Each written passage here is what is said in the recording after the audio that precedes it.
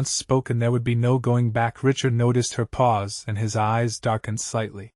"Answer me, Margaret," he said firmly, his tone leaving no room for evasion. She took a shaky breath and managed to whisper, "No," the single word hung in the air like a thunderclap. Richard flinched as if struck physically, his jaw tightened and he stood up slowly, his movements deliberate and controlled. Without another word he walked to the door, pausing only briefly before turning back to her.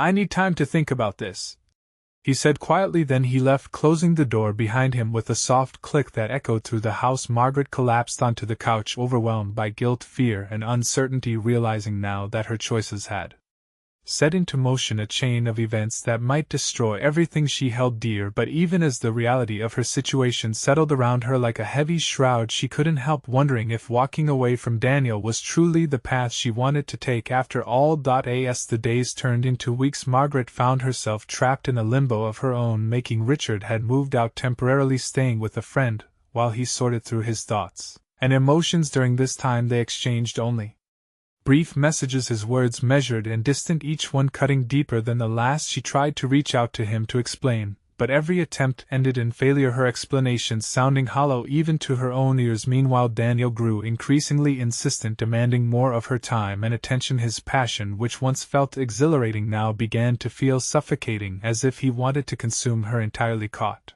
between two worlds, Margaret felt herself unraveling at the seams, her once confident exterior giving way to a fragile uncertainty. One evening, as she sat alone in their now empty home, staring at the photograph